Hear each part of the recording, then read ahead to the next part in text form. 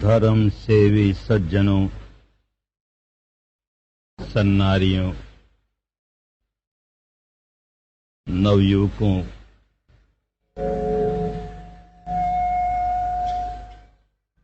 नवयुवतियों,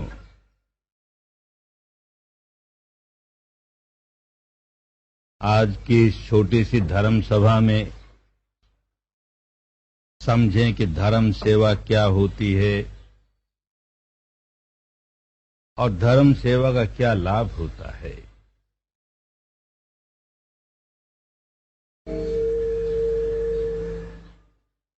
संसार में दो प्रकार के लोग होते हैं। एक तो ऐसे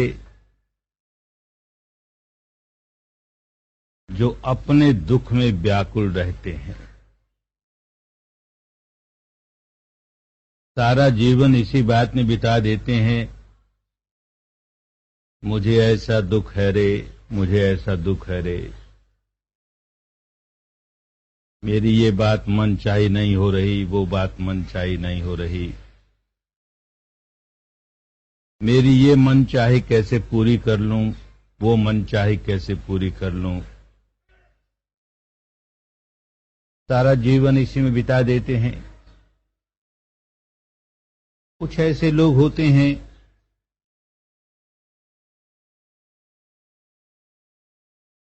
जो अपने दुख से तो व्याकुल होंगे ही,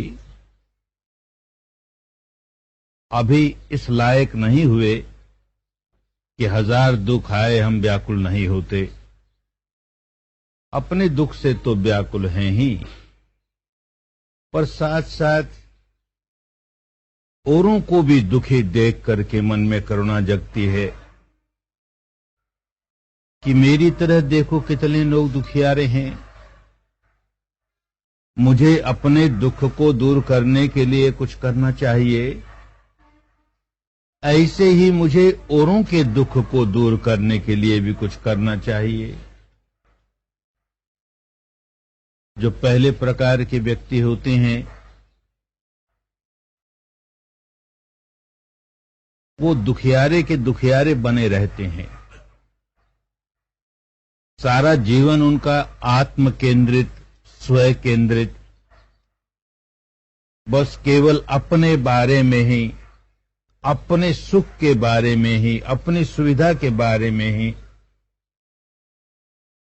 सारे काम इसीलिए करते हैं, जीवन इसीलिए जीते हैं कि मैं कैसे सुखी रहूं, मेरी इच्छाएं कैसे पूरी होती रहें। और इच्छाएं पूरी होती नहीं,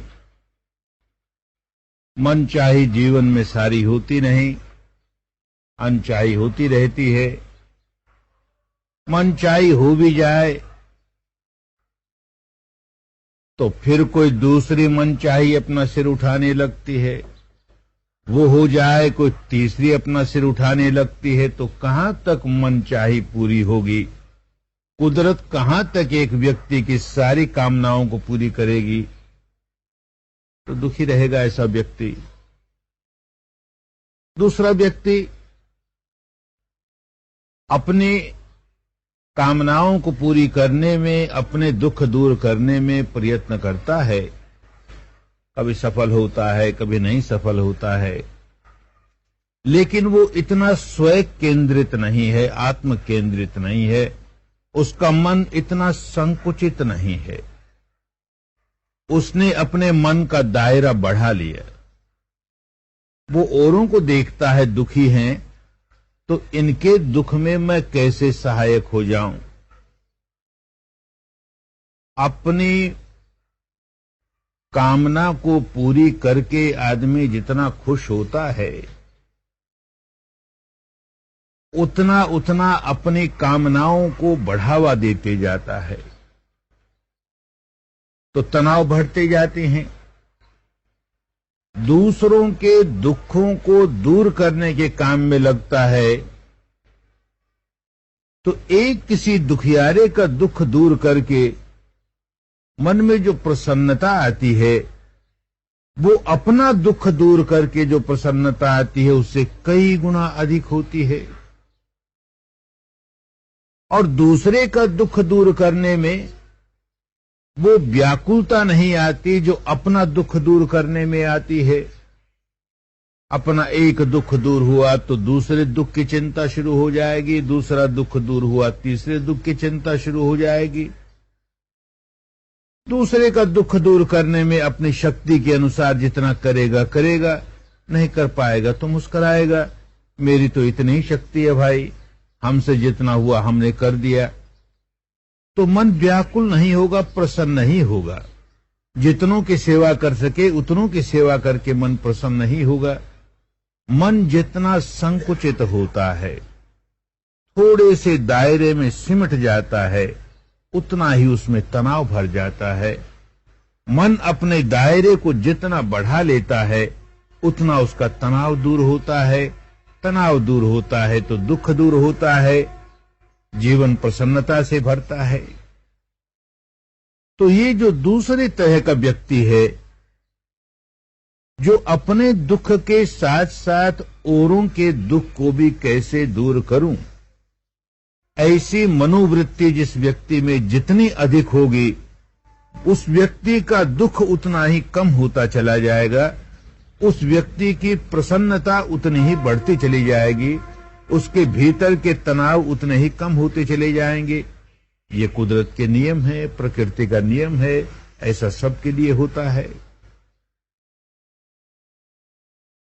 देखता है कोई आदमी, एक व्यक्ति बहुत दुखियारा है क्योंकि भूखा है, कई दिन हो गए इसे भोजन नहीं मिला, तो अपनी ओर से प्रयत्न करता है अपने सामर्थ्य के अनुसार, अपनी शक्ति के अनुसार कैसे इस व्यक्ति के भोजन की व्यवस्था कर दे। भोजन की व्यवस्था करके मन में जो प्रसन्नता आती है, उस दुखियारे का दुख दूर करके मन में जो प्रसन्नता आती है, वो अपनी भूख मिटा करके जो प्रसन्नता आती है उससे कई गुना अधिक होगी। तो किसी भूखे को भोजन देना बड़ी अच्छी बात है, इसलिए इसे पुण्य कहा। पुण्य शब्द का अर्थ ये होता है कि जो मन को पुनीत करे सो पुण्य। औरों का भला करने की बात आदमी सोचता ही है मन में, तो ही उसका मन पुनीत होने लगता है, निर्मल होने लगता है। ऐसा कोई काम करे जिससे औरों का दुख दूर हो, तब तो और अधिक निर्मल हो। किसी को प्यासा देखता है तो उसके लिए पानी का प्रबंध करता है। प्यासे को पानी दे करके उसकी बुझी हुई प्यास देख करके मन में प्रसन्नता होती है, एक मोद जागता है। किसी को मुदित देख करके, प्रसन्न देख करके मन में मोद जागता है। किसी को दुखी देख करके मन में करुणा जागती है। ये सद्गुण है। दुखी को देखकर करुणा जागे, उसका दुख दूर हुआ देख करके मन में मोद जागे। ये सद्गुण है जो मन को निर्मल करने वाले हैं। किसी को रोगी देखता है तो इसका रोग कैसे दूर करें, इसके लिए औषधि का प्रबंध करता है। किसी को देखता है नंगा है, वर्षा में भीग रहा है, जाड़े में ठिठुर रहा है, बेचारे के पास वस्त्र नहीं है, तो उसके लिए वस्त्र का प्रबंध करता है। किसी को देखता है कि आदमी बिल्कुल नहीं पढ़ा लिखा, पढ़ लिख लेगा तो कौन जाने अपनी आजीविका ज्यादा अच्छी तरह कमाने लगेगा, अच्छा जीवन जीने लगेगा। तो जो अनपढ़ हैं उनके पढ़ने की व्यवस्था करता है या उनको पढ़ाता है, अच्छा काम हुआ। इस प्रकार जिन जिन लोगों के पास जो जो अभाव है, उन अभावों को दूर करने का जो काम करता है, ऐसा व्यक्ति स्वयं केंद्रित नहीं, आत्म केंद्रित नहीं, उसके मन में परोपकार की भावना है। जैसे मैं दुखी होता हूं, मेरे पास अभाव होता है तो कितना व्याकुल हो जाता हूं, ऐसे ही इनके पास अभाव है तो ये व्याकुल हैं। इनका अभाव मैं कैसे दूर कर सकूं, कितना दूर कर सकूं? ऐसा व्यक्ति परसेवी व्यक्ति हुआ। ये लोकीय क्षेत्र में दुखियारों के दुख दूर करने की बात हुई। एक इससे भी ऊंचा क्षेत्र होता है। आदमी सोचता है इस भूखे को मैंने भोजन का प्रबंध कर दिया, अच्छा काम किया। मैं जब भूखा होता हूं तो व्याकुल होता हूं, ये व्यक्ति भी व्याकुल था, मैंने एक व्यक्ति के भोजन का प्रबंध किया तो उसकी व्याकुलता दूर की, बड़ा अच्छा काम किया। पर सोचता है कल तक फिर भूखा हो जाएगा, फिर कोई भोजन का प्रबंध कर देगा, परसों फिर भूखा हो जाएगा। प्यासे की प्यास बुझाई, अच्छा किया, उसे फिर प्यास लगेगी, फिर व्याकुल होगा। नंगे के लिए वस्त्र का प्रबंध कर दिया, वो वस्त्र फिर फट जाएंगे, फिर नंगा हो जाएगा, फिर व्याकुल हो जाएगा। रोगी के लिए औषधि का व्यवस्था कर दी, फिर और कोई रोग लग जाएगा। आखिर ये जीवन के दुखों के बाहर निकलने का भी तो कोई रास्ता होना चाहिए। तो समझता है कि एक जीवन में आदमी भाग दौड़ करके, मेहनत परिश्रम करके, अपने अभावों को दूर करके अपने दुखों को दूर कर लेता है। फिर भी कुछ दुख ऐसे हैं जिनको वो दूर नहीं कर पाता। बुढ़ापे का दुख है, कैसे दूर करेगा? आएगा ही बुढ़ापा, तो हम भी कुछ नहीं कर सकते। मृत्यु का दुख है, आएगा ही, हम कुछ नहीं कर सकते। क्या कोई ऐसा रास्ता है कि जिससे इन दुखों के बाहर भी कोई निकल जाए और इन दुखों के बाहर मैं भी निकल सकूं? क्या कोई ऐसा रास्ता है?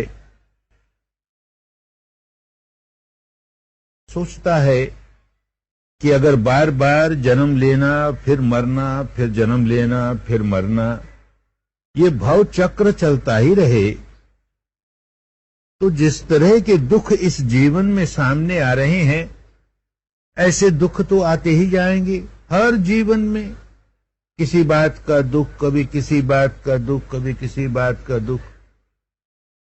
ये हमारा कोई प्यारा गुजर गया, ये हमारी धन दौलत नष्ट हो गई, ये हमारी प्रतिष्ठा नष्ट हो गई, ये हमारा पद नष्ट हो गया, ये हमारी शक्ति नष्ट हो गई, ये हम बूढ़े हो गए, ये हम मरने लगे। दुख से छुटकारा नहीं हुआ और न जाने कितने जन्मों से इस प्रकार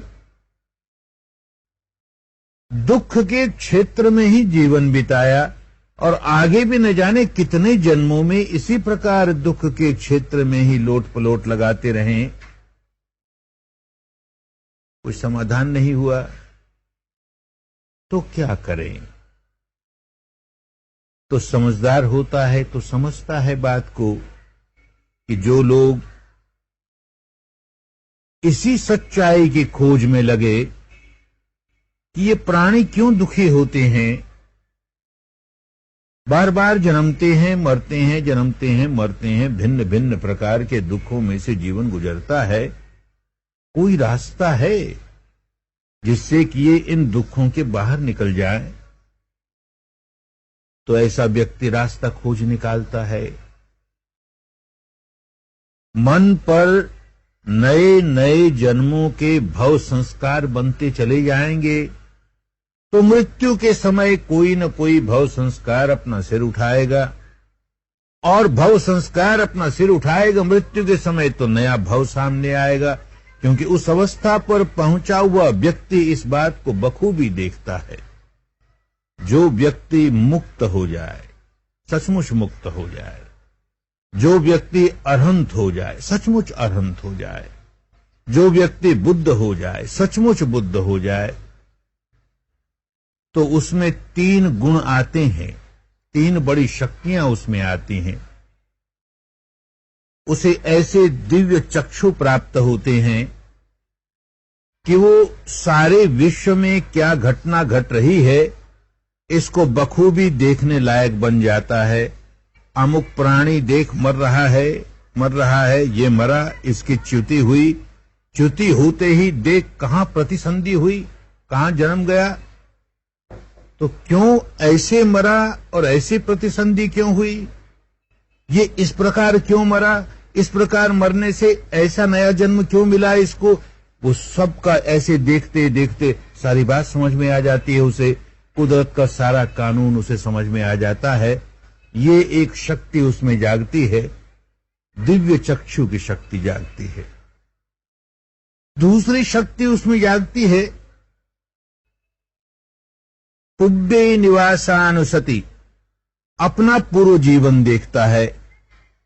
अच्छा, पिछले जीवन में ऐसा हुआ था और उस पिछले जीवन में ऐसा होते होते इस प्रकार मेरी मृत्यु हुई और फिर ये जन्म हुआ, उसके पहले क्या हुआ, उसके पहले ऐसा हुआ, उसके पहले ऐसा हुआ, ऐसे अनंत पूर्व जन्मों को देख जाता है।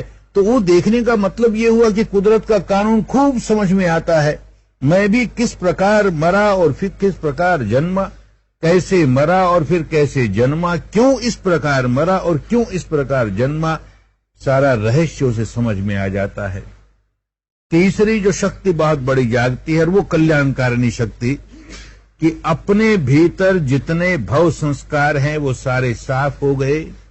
जो आश्रव है, आश्रव कहते हैं ऐसे नशे को जो कि हमें बार बार पुनर्जन्म का गुलाम बनाता है, वो आश्रव सारे समाप्त हो गए। ऐसा अपने भीतर देखता है, आश्रव सारे समाप्त हो गए। तो आश्रव सारे समाप्त हो गए, भव संस्कार सारे खत्म हो गए, तब क्या होता है? भव संस्कार सारे समाप्त हो गए तो अरहंत हो गया, बुद्ध हो गया, मुक्त हो गया।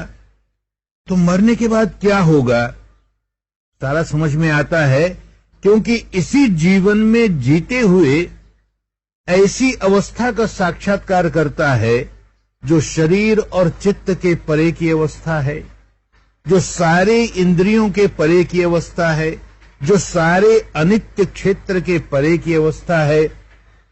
उसको स्वयं अनुभव करके देखता है तो बात समझ में आती है मुक्त होने पर क्या होता है।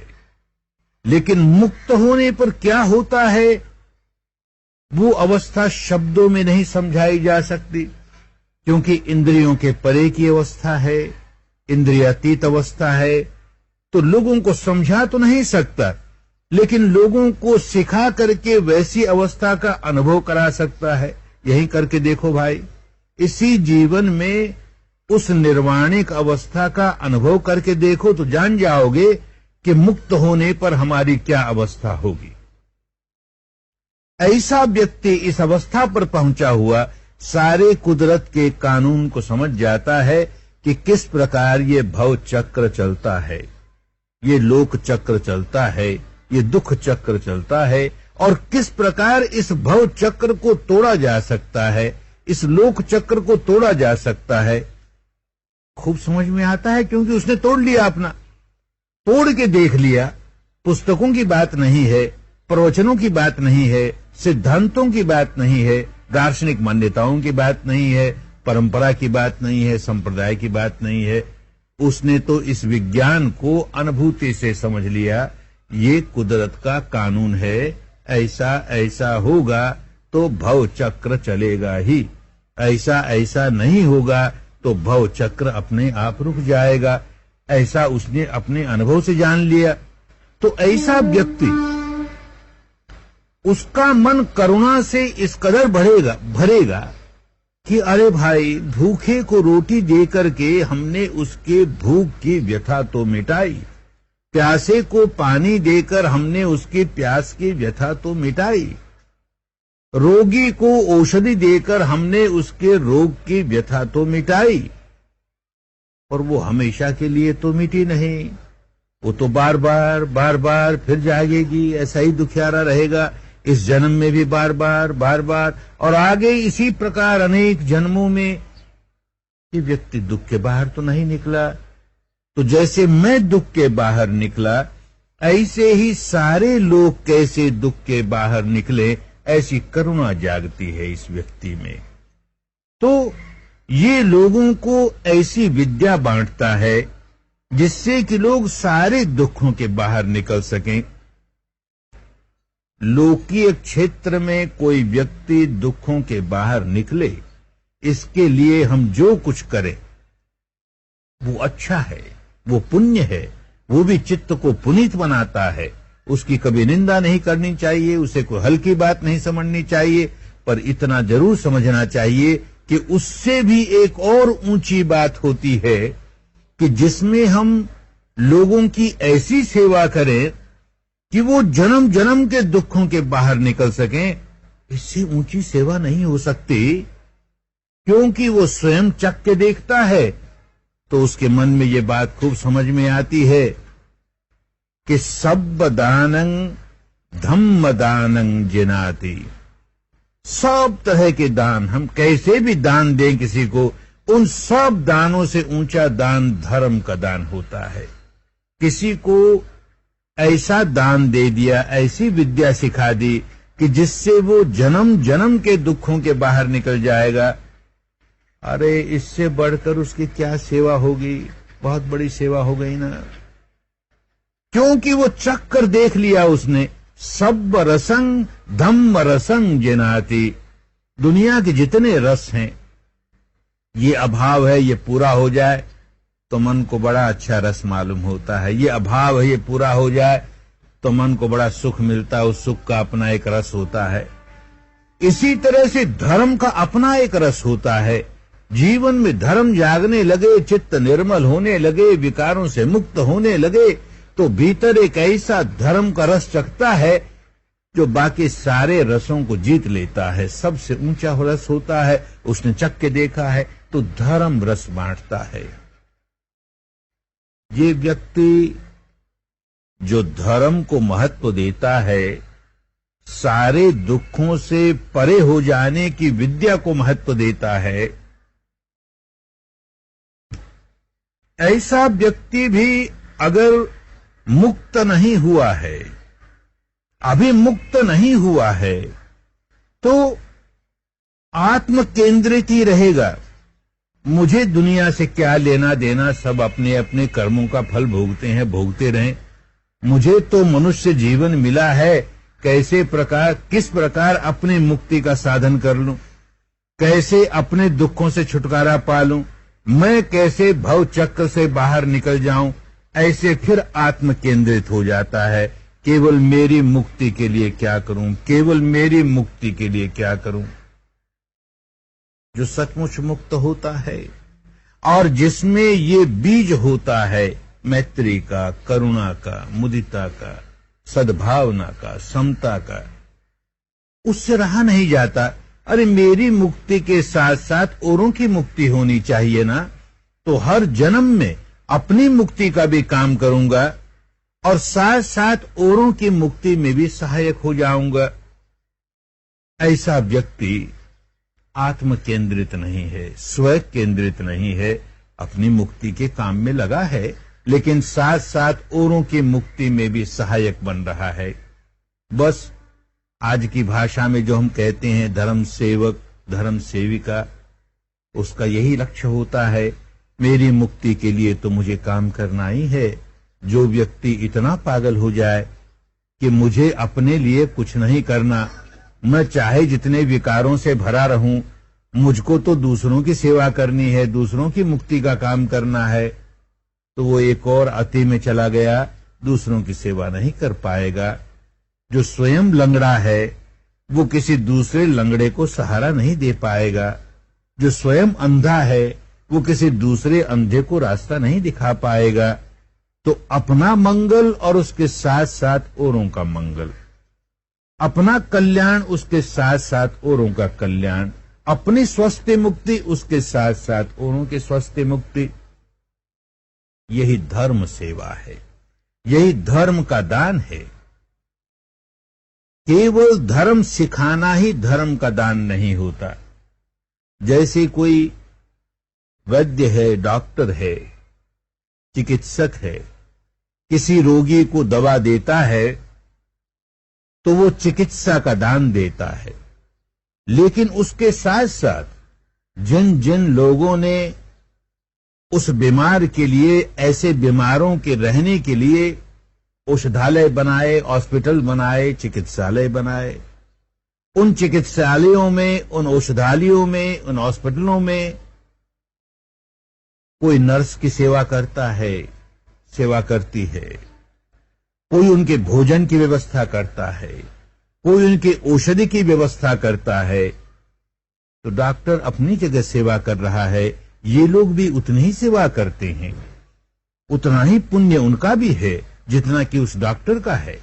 ठीक इसी प्रकार धर्म के क्षेत्र में धर्म सिखाने वाले व्यक्ति का जो धर्म का दान है, उतना ही दान उन व्यक्तियों का है जो कि धर्म के दान में सहायक हो गए, किसी प्रकार भी सहायक हो गए, तन से, मन से, धन से, सेवा से, किसी प्रकार भी सहायक हो गए। उनकी पुण्य पारमिता उतनी ही बड़ी जितने की धर्म सिखाने वाले की। तो जो जो लोग इस प्रकार शिविरों में लोगों की सेवा करते हैं, उनको ये बात समझनी चाहिए कि हम लोगों की जो सेवा कर रहे हैं वो सामान्य सेवा नहीं है, साधारण सेवा नहीं है। केवल भूखे को अन्न दे दें इतनी ही सेवा नहीं है, प्यासे को पानी दे दें इतनी ही सेवा नहीं है, रोगी को औषधि दे दें इतनी ही सेवा नहीं है। जन्म जन्म के दुखों से लोग कैसे निकल जाएं, उसमें हम सहायक हो रहे हैं। बहुत बड़ी सेवा है। सब्बदानं धम्मदानं जिनाति।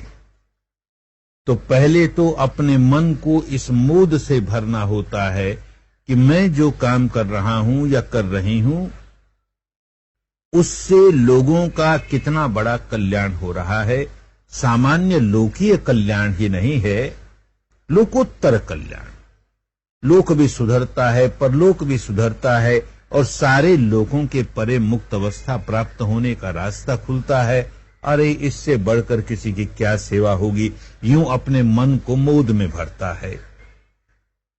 जितनी बड़ी किसी की सेवा करे उतना ही बड़ा लाभ होता है। किसी भूखे को हमने भोजन दिया तो प्रकृति का नियम होता है कि उस व्यक्ति की क्षुधा दूर करने में, उस व्यक्ति की भूख दूर करने में हमने उसके चित्त में जो प्रसन्नता भरी, वैसी प्रसन्नता हमें भी बार बार प्राप्त होती चली जाएगी, क्योंकि हमने ऐसा बीज डाला कि उस बीज से एक भूखे की भूख दूर हुई, एक प्यासे की प्यास दूर करने का हमने जो काम किया, उससे जिस व्यक्ति की प्यास बुझी, उसे जो प्रसन्नता हुई, तो हमने जो बीज डाला वो बीज हमें ऐसा फल देगा कि बार बार हमें भी प्यास से मुक्ति पाने के लिए, जब जब प्यासे होंगे किसी जीवन में, हमारे लिए ऐसी सुविधाएं आती जाएंगी कि हम उस प्यास के दुख से छुटकारा पाते चले जाएंगे। प्रकृति का ये नियम है। ठीक इसी प्रकार हमने किसी व्यक्ति को भव चक्र के बाहर निकलने में सहायता की, तो भव चक्र के बाहर निकलने में सहायता करने का जो काम किया, उसका जो बीज बोया, उसका फल ऐसा ही आएगा कि हमको भी अपने भव चक्र के बाहर निकलने में सुविधाएं प्राप्त होती चली जाएंगी। हर जीवन में हमारा ये धर्म का बल बढ़ता चला जाएगा, हमारी धर्म शक्ति बढ़ती चली जाएगी। हर जीवन में हमें ऐसी सुविधाएं प्राप्त होती चली जाएंगी, ऐसे मार्गदर्शक प्राप्त होते चले जाएंगे, ऐसा मार्ग मिलता चला जाएगा कि जिसमें हम भी अपनी मुक्ति की ओर बढ़ते चले जाएंगे। कुदरत का बंधा बंधाया नियम, किसी की कृपा नहीं, इसमें कृपा नहीं काम आती। आदमी समझदारी के साथ काम करता है तो कृपा अपने आप धर्म की होती है। बंधे बंधाए नियम है, ऐसा होता ही है। बहुत बड़ा काम कि हम किसी को जन्म जन्म के दुखों से बाहर निकलने में सहायक हो रहे हैं। अब ये बात समझनी है कि कैसे सहायक हो रहे हैं। एक आदमी शील सदाचार का जीवन जीता ही नहीं, हत्या करता है, मच्छियां मारता है, कहीं जंगल में जाकर के पशुओं को मारता है, उनका शिकार करता है, गुस्सा आ जाए तो मनुष्य को भी मार दे, ऐसे वो हिंसा का जीवन जीता है, बड़ा दुखियारा है। एक आदमी चोरी करता है, दूसरों की चीज छीन लेता है, झपट लेता है, हथिया लेता है, अपनी बना लेता है, अपने बल का दुरुपयोग करता है, बड़ा दुखियारा है, औरों को भी दुखी करता है, खुद भी दुखी रहता है।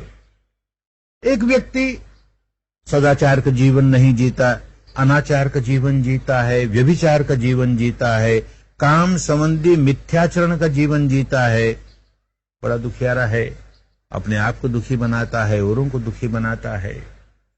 एक आदमी झूठ बोल करके लोगों को ठगता है, कड़वी बात बोल के लोगों का जी दुखाता है, चुगली की बात करके लोगों का प्रेम तोड़वाता है, निकम्मी बातें करके लोगों का समय नष्ट करता है, स्वयं भी दुखी, औरों को भी दुखी बनाता है।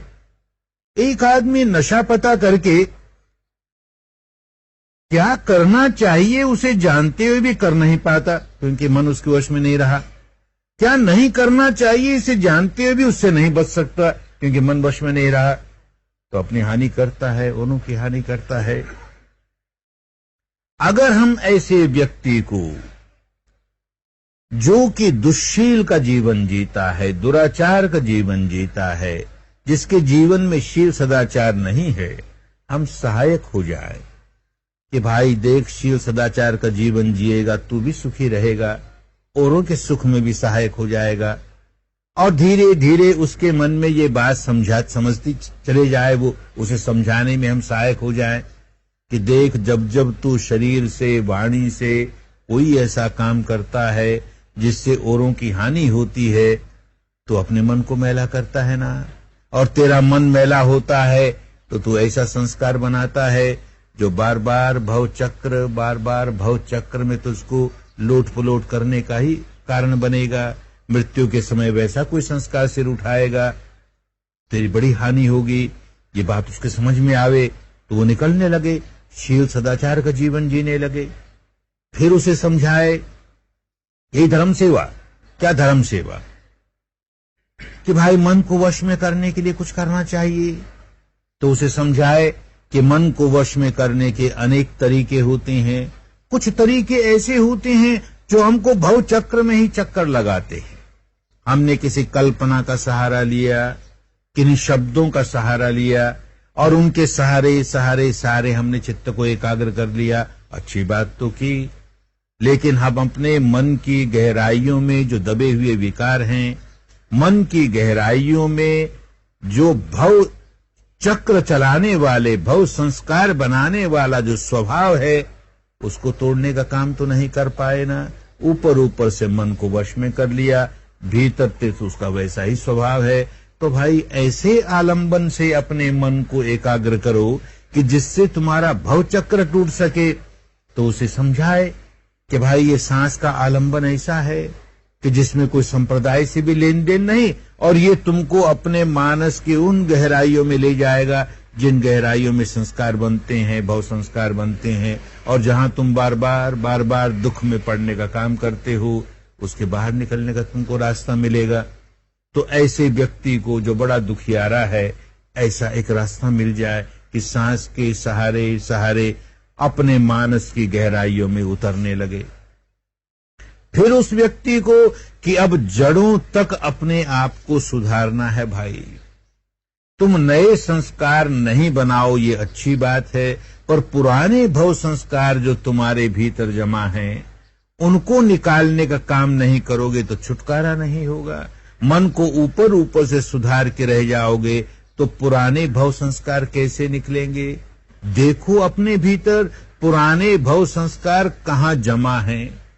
मन की गहराइयों में जमा है, अंतरतम में जमा है, भवंग चित्त में जमा है। वहां तक पहुंचने के लिए शरीर पर होने वाली संवेदनाओं का देखना सीखो। शरीर पर होने वाली संवेदनाओं को देखते देखते उनके अनित्य स्वभाव को समझते समझते तुम ऐसी अवस्था पर पहुंचने लगोगे कि पुराने संस्कारों की उदीरना अपने आप होने लगेगी और तुम समता में रहोगे तो उनकी निर्जरा होने लगेगी, उनका क्षय होने लगेगा। यूं जितने जितने निकल जाएंगे उतने उतने भव चक्र से छुटकारा होने लगा। सारे निकल जाएंगे, सारे भव चक्र से छुटकारा हो जाएगा। अरे तो बात समझ में आ जाए किसी के, 100 में से एक आदमी की बात समझ में आ जाए, बहुत बड़ी सेवा हो गई ना। इससे बढ़कर क्या सेवा हो गई, इससे बढ़कर क्या सेवा होती। धर्म के नाम पर बेचारे लोग उलझे रहते हैं। ये कर्म कांड कर ले हम मुक्त हो जाएंगे। मुक्ति सबको चाहिए, भाव चक्र से छुटकारा सबको चाहिए, दुखों से छुटकारा सबको चाहिए, पर बेचारे समझते नहीं, उलझे हैं। ये कर्म कांड कर लें तो हम मुक्त हो जाएंगे, वो कर्म कांड कर लें तो मुक्त हो जाएंगे, ऐसा उपवास कर लें तो मुक्त हो जाएंगे, वैसा उपवास कर लें तो मुक्त हो जाएंगे। भटके हुए हैं बेचारे। ये दार्शनिक मान्यता मान ले तो मुक्त हो जाएंगे, वो दार्शनिक मान्यता मान ले तो मुक्त हो जाएंगे। इस संप्रदाय में दीक्षित हो जाए तो मुक्त हो जाएंगे, उस संप्रदाय में दीक्षित हो जाए तो मुक्त हो जाएंगे, उस गुरु महाराज की शरण चले जाए तो मुक्त हो जाएंगे, उस गुरु महाराज की शरण चले जाए तो मुक्त हो जाएंगे, उस देवी की, देवता की, ईश्वर की, ब्रह्म की, बुद्ध की, महावीर की, अरहंत की शरण चले जाएंगे, मुक्त हो जाएंगे, मुक्त हो जाएंगे। ऐसे बावलेपन में उलझे हैं भाई। इनको ये बात समझ में आ जाए, मुक्ति तो तब होगी जब अपने आश्रव सारे क्षीण कर लोगे, अपने भव संस्कार सारे दूर कर लोगे। उनके बिना कैसे मुक्ति हो जाएगी रे? तो अपने भव संस्कारों को दूर करने का काम ही नहीं करोगे। भव संस्कार जहां इकट्ठे हैं वहां तक तुम्हारी पहुंच ही नहीं, वहां अंधेरा ही अंधेरा है। तुम कैसे मुक्त हो जाओगे रे? तो पहले तो खुद समझे। जो खुद ही नहीं समझा, खुद ही संप्रदाय में उलझा है। मैं बड़ा कट्टर बौद्ध हूं, मैं बड़ा कट्टर हिंदू हूं, मैं बड़ा कट्टर जैन हूं, मुसलमान हूं, ईसाई हूं, सिख हूं। अरे वो बेचारा कैसे मुक्त होगा? वो इस कट्टरता में ही डूबा रह जाएगा, इस संप्रदायवाद में ही डूबा रह जाएगा। मैं इस ऊंची जात का हूं, मैं उस ऊंची जात का हूं, उसी में डूबा रह जाएगा। कैसे मुक्त होगा? इस जीवन के दुखों से नहीं मुक्त होगा, भव भव के दुखों से कैसे मुक्त होगा? उलझा हुआ है। तो पहले तो खुद समझे कि सही बात क्या है, कुदरत का कानून कैसे काम करता है। इसको जरा जरा सा भी अपने भीतर अनुभव करता है तो समझता है। इसीलिए कहते हैं 2, 4, 5 शिविर लेकर के पहले खुद तो समझ जाए कि क्या दुख होता है, सही दुख कैसे दूर हो सकता है, कैसे भव चक्र चलता है, कैसे भव चक्र को तोड़ा जा सकता है। ऐसे जरा जरा सा अपने भीतर अनुभव करके समझ ले तो धर्म सेवा कर पाएगा, नहीं तो कैसे धर्म सेवा करेगा? धर्म सेवा के नाम पर किसी को उलझा देगा। तो अच्छा धर्म सेवक वही होगा कि जिसको धर्म की बात अच्छी तरह समझ में आ गई, जो संप्रदाय की जंजीरों से बाहर निकल चुका, जो दार्शनिक मान्यताओं के जंजाल से बाहर निकल चुका, जो कर्म कांडों के जंजाल से बाहर निकल चुका। समझ लेना चाहिए कि यही व्यक्ति सचमुच किसी की धर्म सेवा करेगा। अन्यथा नाम तो धर्म सेवा का, पर हो सकता है किसी को उलझाएगा ही, और उलझाएगा तो धर्म सेवा करने के बावजूद, धर्म सेवा करने के बजाय लोगों को और धर्म के विपरीत दिशा में ले जाएगा। तो अपने आप को पहले पक्का बनाना चाहिए धर्म में, तब होगा।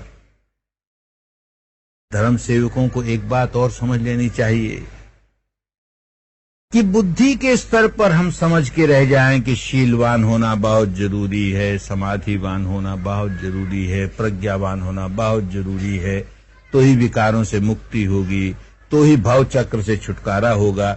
ठीक है, बुद्धि के स्तर पर तो समझना ही है, अनुभूति के स्तर पर कुछ समझे कि नहीं। भले अभी निर्वाणिक अवस्था नहीं प्राप्त हुई, पर इतना तो समझ में आए कि सचमुच मेरे भीतर के विकार दूर होने लगे, सचमुच मेरा शील सदाचार पहले से अच्छा होने लगा।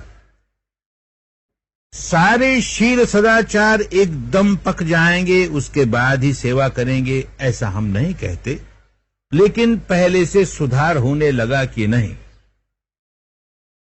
दो मोटे मोटे दुश्शील ऐसे होते हैं कि अगर इनसे ही आदमी नहीं निकला तो ऐसा व्यक्ति धर्म सेवा करने के बिल्कुल लायक नहीं है। ये जो 5 शील हैं, 5 तरह के सदाचार हैं, उनमें से 3 ऐसे हैं कि जिनमें कोई बाल की खाल खींच खींच करके उसे दूर तक खींच के ले जा करके उलझा सकता है, तो काम करने वाला भी जरा उलझ सकता है कि ये मेरा शील शुद्ध है कि नहीं, ये मेरा शील शुद्ध है कि नहीं।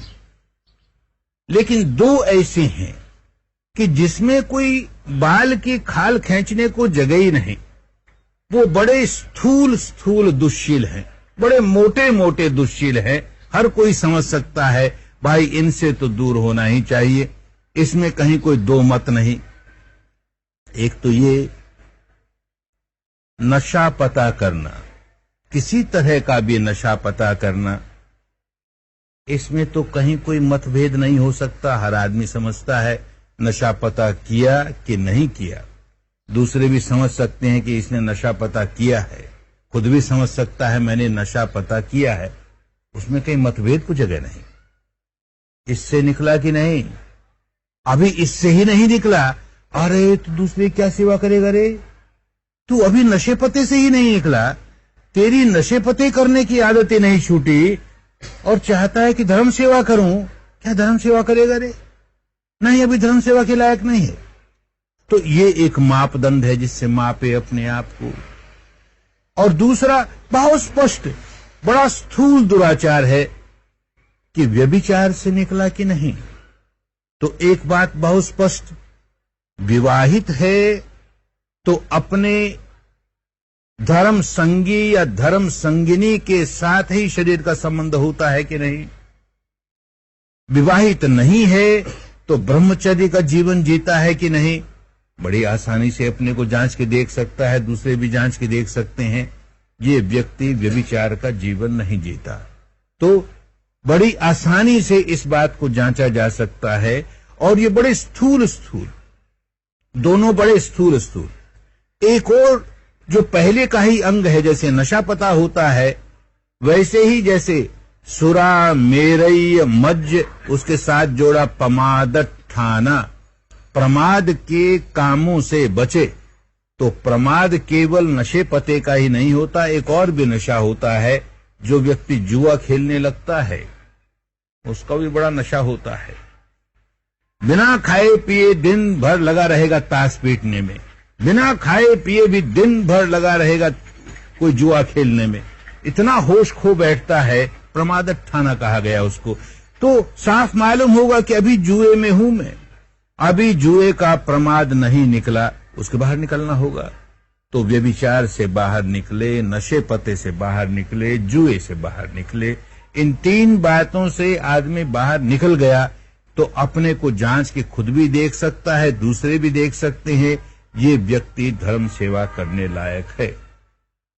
इसका मतलब ये नहीं कि बाकी तीनों शील चाहे जितने तोड़ो उनकी छूट मिल गई हमें, ऐसा नहीं। बाकी 3 शीलों को पालन करने का पूरा पूरा प्रयत्न करेंगे, लेकिन ये तो इतने मोटे मोटे हैं, इनसे ही नहीं निकल सके तो और सूक्ष्म दुश्शीलों से कैसे निकलेंगे। और ये सूक्ष्म दुश्शील जो हैं उनमें बड़ी कठिनाइयां ये होती हैं कि भिन्न भिन्न सांप्रदायिक मान्यता में, भिन्न भिन्न दार्शनिक मान्यताओं के जंजाल में इन शीलों को इतना खींच के ले जाते हैं, इतना खींच के ले जाते हैं कि बेचारा साधक कभी कभी उलझा रह जाता है। जैसे किसी की हत्या नहीं करेंगे, समझदार होगा तो इतना ही समझ के रहेगा कि कोई प्राणी जो हमें दिखता है, दृश्य प्राणी है, और हमारे मन में उसको मारने के लिए मारने का भाव जागा है, क्रोध जागा है, द्वेष जागा है, दुर्भावना जागी है और किसी तरह से हमने उसे मार दिया, हमारे देखते देखते वो मर गया, तो ये शील भंग हुआ। लेकिन संप्रदायों की बातें तो अनूठी होती हैं, तो खींचते हैं तो इतना खींचेंगे कि अतियों में ले जाएंगे, तो बेचारा साधक घबराएगा। हम तो इस संप्रदाय के हैं, हम तो ऐसी अहिंसा मानने वाले, हम तो वैसी अहिंसा मानने वाले, तो झगड़ेंगे परस्पर। एक कहेगा क्या अहिंसा कहता, ये क्या अहिंसा हुई। जैसे उदाहरण की बात कहें, किसी संप्रदाय की निंदा की बात नहीं, समझने की बात है कि कैसे उलझ जाते हैं लोग इस पहले शील से अपने आप को पहले शील में कायम रखने के लिए, पहले दुश्शील से अपने आप को बचाने के लिए कैसे उलझ जाते हैं। एक व्यक्ति अपने मुंह के आगे पट्टी लगाता है, अगर पट्टी लगाता हूं तो मैं जीवों की हत्या नहीं करता, अदृश्य जीव हैं, बोलूंगा तो हत्या हो जाएगी, इसलिए मैं मुंह के आगे पट्टी लगाता हूं।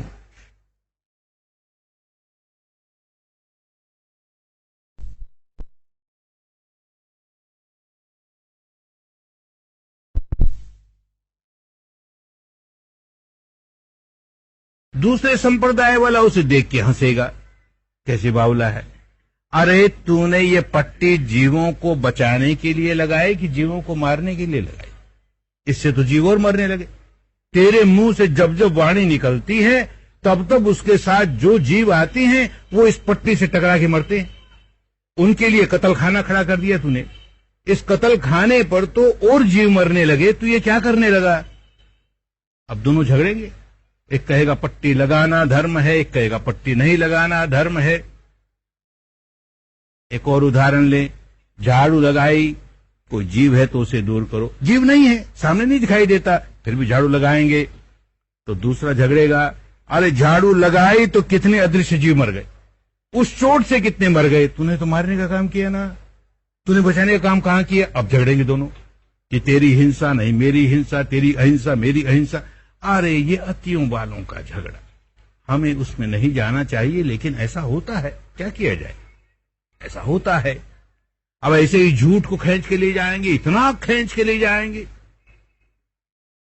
कोई आदमी बहुत रोगी है, उसे कोई कहता है कि भाई तू घबरा मत, देख तेरा इलाज हो रहा है, तू ठीक हो जाएगा। दूसरा कहेगा तूने झूठ बोला ना, तुझे क्या मालूम ठीक हो जाएगा, तूने कैसे जान लिया ठीक हो जाएगा, नहीं ठीक होगा, ये तो मरने वाला है, तूने झूठ कहा ना। अब झगड़ेंगे, एक कहेगा नहीं हमने झूठ नहीं कहा, कौन जाने ठीक हो जाए, हमने तो ठीक ही कहा। दूसरा कहेगा नहीं तूने झूठ कहा। माने उनको खींच करके इस कदर बाल की खाल खींच के लड़ेंगे एक दूसरे से। ऐसे ही चोरी की तो अब स्पष्ट किसी का कोई वस्तु है, हमने हत्या, संप्रदाय वाला ऐसा कहेगा, दूसरा संप्रदाय वाला ऐसा कहेगा। अच्छा बाबा, कम से कम ये दो बात जिनमें तो सारे संप्रदाय एक मत हैं, नशा पता किया कि नहीं किया, इसमें क्या झगड़ेंगे? व्यभिचार किया कि नहीं किया, क्या झगड़ेंगे? जुआ खेला कि नहीं खेला, क्या झगड़ेंगे? अच्छा, ये तो बुनियाद पहले अपनी मजबूत करो कि हम व्यभिचार से मुक्त हो गए, हम नशे पते से मुक्त हो गए, हम जुए खेलने से मुक्त हो गए, और बाकी जो तीन और दुश्शील है उससे मुक्त होने का पूरा पूरा प्रयत्न कर रहे हैं। ऐसा व्यक्ति अब धर्म सेवा के लायक हो गया। फिर धर्म सेवा करता है तो एक बात और समझनी चाहिए, क्या धर्म सेवा करेगा? धर्म सेवा इसलिए करता है कि औरों को हम अच्छे मार्ग पर लगा करके भव चक्र के बाहर निकलने में सहायक हो रहे हैं, साथ साथ हम भी भव चक्र के बाहर निकलने का काम कर रहे हैं कि नहीं। आते हैं लोग शिविरों में और धर्म सेवा देते हैं, बड़े उत्साह से देते हैं, बड़े त्याग से देते हैं, 10 दिन अपना घर छोड़कर आए हैं, धर्म सेवा दे रहे हैं, लेकिन बेचारे नहीं देना जानते तो नुकसान कर लेते हैं। एक आदमी घर बार छोड़ करके साधना करने आया है और साधना होती है तो बेचारे का ऑपरेशन होता है। ऑपरेशन होता है तो उसे कुछ अच्छा नहीं लगता, उसके मन का ऑपरेशन चल रहा है ना, कैसे अच्छा लगेगा, उसको सारी बात खराब लगती है तो चिड़चिड़ाता है, व्याकुल है। तो जब व्याकुल है तो वहां के नियम तोड़ता है, कभी इससे बतिया लेता है, उससे बतिया लेता है, और धर्म सेवक उसके सिर पर जाके सवार होता है। तू बात कर दी, तो तूने बात कर ली, हमारे नियम तोड़ दिए, तूने हमारा अनुशासन तोड़ दिया। हमारा अनुशासन ना, तू कैसे तोड़ेगा? नहीं बात कर सकता। एक बेचारा बहुत भूखा है और भोजनालय में गया तो उसने देखा कि वो वहां जो फल रखे हैं कहते हैं पुराने साधकों के लिए है। अरे मैं भी एक ले लूं भाई। लेते ही दूसरा उसका हाथ पकड़ता है, धर्म सेवक है ना, ये तो पुरानों के लिए, तूने कैसे ले लिया रे? अरे तो क्या धर्म सेवा की रे तूने? अपनी सेवा ही नहीं कर सका, इतना क्रोध तेरे भीतर। जितनी जल्दी पुलिसमैन बनने की आदत हो जाती है, पुलिस वुमेन बनने की आदत हो जाती है, डंडा लेकर के कैसे अनुशासन हम कायम करेंगे, तो भाई नहीं सीखे ना। वहां तो ये सीखना है कि औरों की भलाई के साथ साथ हमारी भलाई हो रही है कि नहीं। हमारे भीतर अहंकार जाग रहा है, मैं तो बड़ा धर्म सेवक, मैं तो बड़ा धर्म सेवक। हमारे भीतर अहंकार जाग रहा है, देखो हम कैसा अनुशासन रखने वाले, दूसरे धर्म सेवक कोई अनुशासन नहीं रख सकता, मैं कितना बढ़िया अनुशासन रखता हूं। तो अपना अहंकार बढ़ाते हैं, अपने भीतर क्रोध जगाते हैं, द्वेष जगाते हैं, मन में करुणा थोड़ी भी नहीं है, मैत्री थोड़ी भी नहीं है। इन दुखियारों के प्रति जो वहां पर आए हैं सारे रोगी हैं, सबके सब रोगी हैं, तो आए हैं ना। ये दुखियारे इसलिए तो आए हैं ना, उनको घर में अनुशासन का जीवन नहीं जीना आता, इसीलिए तो आए हैं ना। घर में बहुत बतियाते हैं, बिना बतियाए नहीं रहा जाता, इसीलिए तो आए हैं ना। तो बड़े प्यार से उन्हें समझाए, बड़े विनय भाव से समझाए, तो धर्म सेवा हुई। नहीं तो पुलिसमैन का काम हुआ, पुलिस वुमेन का काम हुआ, धर्म सेवा नहीं हुई।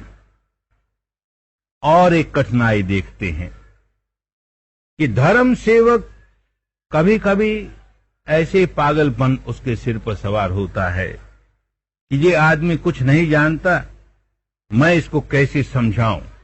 तो धर्म समझाने लगता है, अलग लेके बैठाएगा, ऐसी साधना करनी चाहिए, देखो ऐसा होता है तो ऐसा करना चाहिए, तुमको ये करना चाहिए। अरे वो काम तो आचार्य का है, सहायक आचार्य का है, तू अभी सहायक आचार्य नहीं हुआ, सहायक आचार्य भी नहीं हुई, तो क्या समझाने लगा रे? उलझा देगा ना, तुझे क्या पता रे, कौन जाने कोई गलत बात बोल देगा ना। तो जो काम अपने जुम्मे नहीं है उसको अपने अहंकार के मारे अपने जुम्मे ले ले, तो अपनी भी हानि कर दी, औरों की भी हानि कर दी। बहुत सजग रहना पड़ता है। धर्म सेवा का काम बड़े सजगता का काम है। उसमें जहां भूल हुई, जहां चूक हुई, वहां साधक की तो हानि कर ही लेगा, अपनी बहुत बड़ी हानि कर लेगा। और अपनी हानि कर लेगा तो सेवा क्या की, पुण्य पारमिता कैसे बढ़ाई। अपनी पुण्य पारमिता बढ़ती जाएगी तो हम मुक्ति के पथ पर आगे बढ़ते जाएंगे। तो समझदारी के साथ धर्म सेवा होगी। जहां किसी ने कोई भूल की तो मन में बड़ा प्यार जागेगा, अरे बेचारा बड़ा दुखियारा रे, बड़ा दुखियारा, देख इससे भूल होती है तो इसका मतलब ज्यादा दुखियारा है ये, इसको कैसे प्यार से कहें कि नहीं नहीं तुम ये नियम मानोगे तो तुम्हारा बड़ा कल्याण होगा, तुम ये नियम मानोगे बड़ा कल्याण होगा। एक बार कहे, दो बार कहे, नहीं समझता है तो फिर अपने से जो बड़े हैं, उस समय जो सहायक आचार्य है, उस समय अगर आचार्य है, उनको जाकर कहे कि ये व्यक्ति नहीं समझता, आप समझाइए, बस काम हो गया। अब वो आप ही सहायक आचार्य देखे, आचार्य देखे, हम उसके लिए, हम ये नहीं समझता, ये नहीं सुनता, इसके लिए हम व्याकुल नहीं हो जाए। हम इतने ढीले भी नहीं हो जाएं कि चाहे जो व्यक्ति चाहे जितना अनुशासन तोड़े, हमसे क्या मतलब, हम किसी को क्यों दुखी बनाए। बड़े प्यार से हर समय हर व्यक्ति जो अनुशासन तोड़ता है उसे बड़े प्यार से समझाए, उसकी बड़ी सेवा करे, विनय भाव रखे, मैत्री भाव रखे, करुणा भाव रखे। फिर भी वो नहीं समझता तो जो व्यक्ति योग्य है समझाने के, वहां तक बात पहुंचा दे, बस। इससे अधिक अपने सिर पर बोझ नहीं रखे। ऐसा व्यक्ति अच्छा धर्म सेवक होता है, अच्छी धर्म सेविका होती है। उससे ज्यादा बोझ अपने सिर पर ले ले कि मैं तो इस साधक को ठीक करके छोड़ूंगा, इस साधिका को ठीक करके छोड़ूंगी, तो गड़बड़ हो जाएगा। तूने अपने आप को ठीक नहीं किया भाई, तू कैसे ठीक करेगा? तूने अपने आप को ठीक नहीं किया तो दूसरे को कैसे ठीक करेगा? बहुत ख्याल रखना होता है। कितनी करुणा आई मेरे भीतर। रोगी है, जो साधना करने आया वो रोगी है, और मेरा काम नर्स का काम है, न तो मेरा डॉक्टर का काम है, न मेरा आचार्य का काम है। मेरा काम नर्स का काम है। हुआ तो हुआ, जितना कर पाए सेवा, नहीं कर पाए तो डॉक्टर से जाकर कहा भाई तो नहीं कर पाता, इतना ही कर पाते हम सेवा, आप बताइए क्या करें, या आप कीजिए कुछ जो करना हो सो। तो मन में करुणा होगी, अहंकार नहीं जागेगा। अहंकार नहीं जागेगा तो कोई गलत काम नहीं करेगा, दूसरे की भी हानि नहीं करेगा, अपनी भी हानि नहीं करेगा। यूं बड़ी सजगता के साथ काम करेगा। इन 2-4 बातों को धर्म सेवक समझा रहेगा। एक तो ये कि मैं अपने शील में कितना पुष्ट हो रहा हूं। ये जो 2 शील बताए, जो कि प्रमुख है, जहां कोई मतभेद नहीं हो सकता, जहां खींचने को कोई जगह नहीं है, उनमें तो पक गया ना। बाकियों के पकने में तो हो सकता है, एक संप्रदाय वाला कहेगा नहीं पका, दूसरा कहेगा पका, झगड़े फसाद होंगे। तो उसमें भी हम अपनी ओर से समझदारी के साथ तो उन शीलों में भी पकने का पूरा पूरा प्रयत्न करेंगे। लेकिन ये 2 शील में भी नहीं पके तो भाई हम धर्म सेवा करने लायक नहीं है, अपने को दूर रखें, अभी हमको इसमें पकने दो। दूसरी बात कि औरों को हम कहते हैं कि तू साधना कर, और कहेंगे कि घर जाकर भी रोज सुबह शाम करनी चाहिए। हम तो नहीं कहते, हम तो कहने वाले हैं ना। अध्यापक का काम करेगा। अध्यापक माने जो ध्यानवान नहीं करता, औरों से कहता है ध्यान कर, उसको अध्यापक कहते हैं। अध्यापक बनना बड़ा आसान, ध्यापक बनना बड़ा मुश्किल। ध्यापक होकर के फिर समझाए तो असर होगा। भाई मैं देख रोज सुबह शाम, तुम्हें जितनी कठिनाइयां हैं बंबई जैसे नगर में रह करके साधना करने में, मुझको भी तो उतनी कठिनाइयां हैं ना। उसके बावजूद भी देख सुबह शाम बैठता ही हूं ना, तो तुम्हें बैठना चाहिए। खुद तो बैठे नहीं, हमें तो बहुत काम है, बहुत बिजी हूं, तुम्हें बैठना चाहिए। तुमको पकना है ना, तुमको बैठना चाहिए, हम तो पक गए। ऐसा आदमी क्या धर्म सेवा करेगा रे? बिल्कुल नहीं कर पाएगा।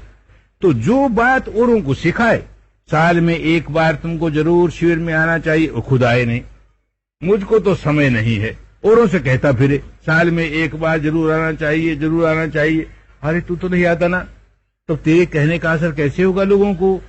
ये मोटी मोटी बातें ही जिस आदमी के जीवन में नहीं आई साधना की, वो धर्म सेवा न करे तो अच्छा।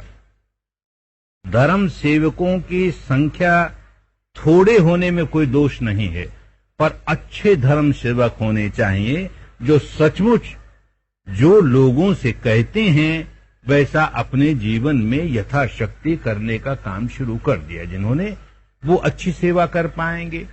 खुद लंगड़े ही रहेंगे और दूसरे लंगड़े को सहारा देने की कोशिश करेंगे तो कैसे सहारा देंगे?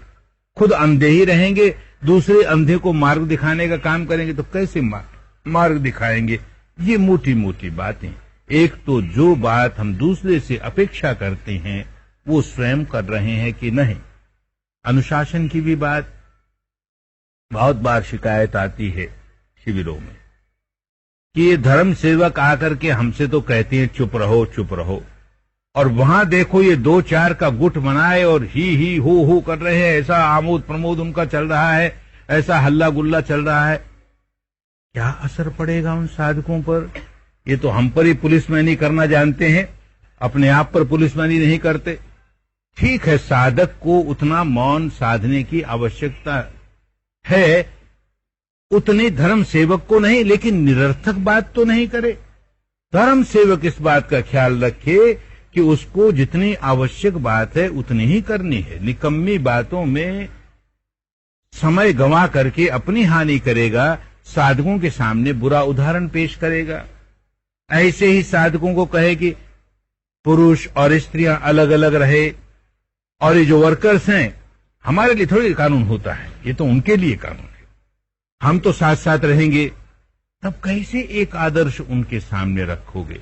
तो जो जो नियम औरों पर लागू करते हो वो हम पर भी यथा परिस्थिति लागू हो रहे हैं कि नहीं हो रहे, ऐसे अपने आप को जांचते रहोगे तो फिर तुम्हारी वाणी का असर बहुत बड़ा होगा, तुम्हारे कहने का असर बहुत बड़ा होगा, लोगों का सचमुच लाभ होगा।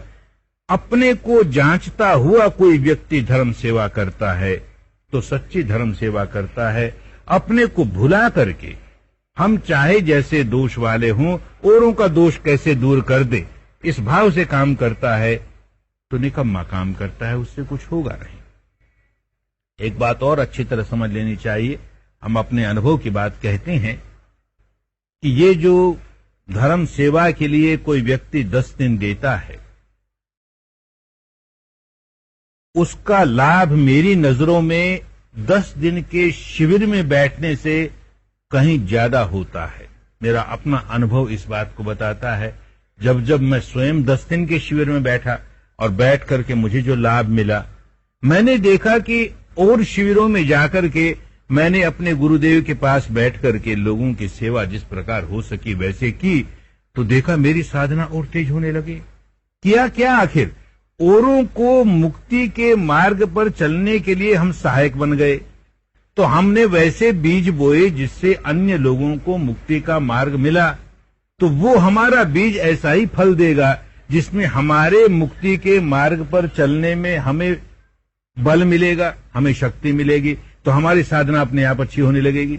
तो जो व्यक्ति इस प्रकार सेवा करता है, एक तो सेवा करता है अपना अहंकार जगाने के लिए, तो नहीं लाभ होता है, और सचमुच करुण चित्त से सेवा करता है, मैत्री के भाव से सेवा करता है, अपने अहंकार को एक ओर रख करके सेवा करता है, वो व्यक्ति देखेगा कि ऐसी सेवा करने पर उसकी अपनी साधना पहले से कहीं ज्यादा और गहरी होने लगी, अपनी साधना पहले से कहीं ज्यादा अच्छी होने लगी।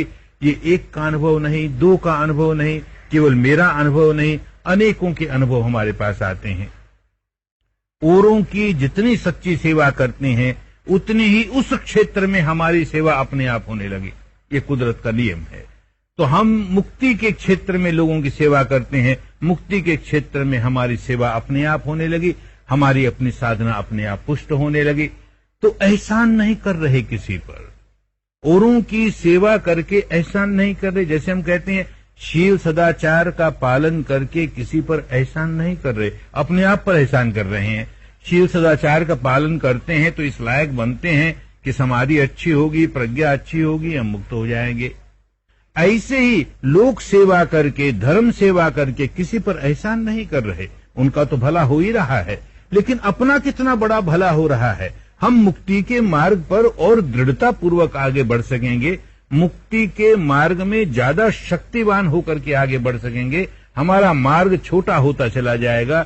मुक्ति का मार्ग जो बहुत लंबा, बहुत कष्टदायक है, वो हमारे लिए उतना कष्टदायक नहीं रहेगा, उतना लंबा नहीं रहेगा। ये कुदरत हमें मदद करेगी, धर्म हमें मदद करेगा। ये नियम है धर्म के, इस प्रकार होता ही है। यूं समझदारी के साथ काम करेगा तो देखिएगा बहुत लाभ होने लगा, बहुत लाभ होने लगा। आज की इस सायंकाल की धर्म सभा में जो धर्म सेवक, धर्म सेविकाएं आए हैं, इतनी मोटी मोटी बातें ही याद रखें कि हमको धर्म सेवा करने लायक अपने आप को बनाना है। धर्म सेवा करने लायक हम हुए तो हमको धर्म सेवा के क्षेत्र में उतरना है और वहां सीखना है। 10 दिन की अपनी साधना करके हमको अब जो सीखा है उसे कैसे पचाएं, उसे जीवन में कैसे उतारें। बाहर के जीवन में उतारने में बहुत कठिनाइयां हैं। अभी वातावरण बड़ा दूषित है। ऐसे दूषित वातावरण में हम अपने मन की समता रखने में अभी पुष्ट नहीं हुए, तो उसको जीवन में उतारें कैसे, ये सीखने के लिए धर्म सेवा देने जाते हैं। वहां बहिर्मुखी हैं, लोगों के संपर्क में आते हैं, तो ऐसे लोगों के संपर्क में आते हैं जो साधना करने आए हैं, जो शिविर में आए हैं। वातावरण तो ऐसा वातावरण है जिसमें धर्म की तरंगे हैं। तो भाई अच्छे वातावरण में पहले हम सीखें कि लोगों की सेवा हम कैसे कर सकें। अच्छे वातावरण में ये सीखें कि प्रतिकूल परिस्थिति में भी चित्त की समता कैसे रख सकें। वहां रहते हुए भी कितने प्रतिकूल परिस्थिति होगी, बड़े विनय भाव से किसी को कहोगे नहीं नहीं भाई ऐसा नहीं, ऐसा करना चाहिए, और वो चिड़चिड़ाया हुआ है, वो बड़े क्रोध से बोलेगा। उसके क्रोध के बोलने पर हमने बदले में क्रोध किया कि नहीं किया, ऐसे अपने को जांचेंगे। किसी दूसरे व्यक्ति ने हमारे साथ दुर्व्यवहार किया, वहां भी कर सकता है कोई आदमी दुर्व्यवहार, साधक भी कर सकता है, कोई धर्म सेवक धर्म सेविका भी कर सकती है। तो उस परिस्थिति में ही अगर हमने अपने को समता में रखना नहीं सीखा, बाहर की दुनिया में कैसे सीखेंगे? तो हमको बहुत अच्छा क्षेत्र मिल गया कि जिस क्षेत्र में हम समता सीखने के लिए, चित्त में मैत्री और करुणा सद्भावना और सेवा जगाने के लिए हम एक ट्रेनिंग ले रहे हैं। यहाँ की ट्रेनिंग हमारे बाहर जीवन में काम आएगी। यूं समझदारी के साथ काम करेगा, सचमुच अपना मंगल साध लेगा, औरों के मंगल में सचमुच सहायक हो जाएगा। सचमुच अपना कल्याण साध लेगा, औरों के कल्याण में सहायक हो जाएगा। तो सही माने में धर्म सेवक हुआ, सही माने में धर्म सेविका हुई, धर्म पथ का पथिक हुआ। अपने मंगल में लगा है ऐसा व्यक्ति मुक्ति के रास्ते आगे बढ़ता ही चला जाएगा, बढ़ता ही चला जाएगा। ऐसे वह पथिक बने, मुक्ति पथ के पथिक बने, जिसमें अपना भी मंगल, औरों का भी मंगल, अपना भी कल्याण, औरों का भी कल्याण, अपनी भी स्वस्थ मुक्ति, औरों की भी स्वस्थ मुक्ति। भवतु सर्व मंगलम, भवतु सर्व मंगलम, भवतु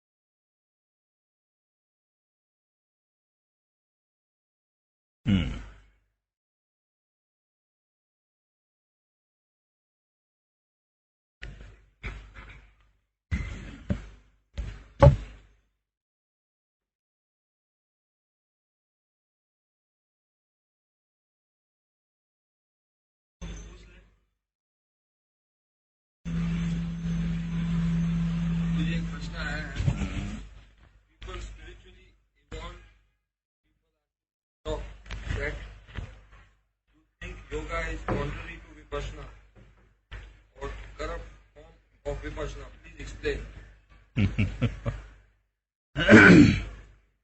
विपश्यना करने वाले व्यक्ति को ये बात बहुत अच्छी तरह समझनी चाहिए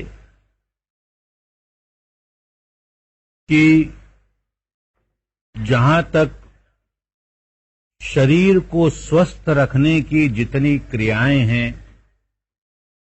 उनमें कहीं कोई मतभेद नहीं हुआ करता। तो योग के नाम पर आज जितने आसन चलते हैं, प्राणायाम चलते हैं,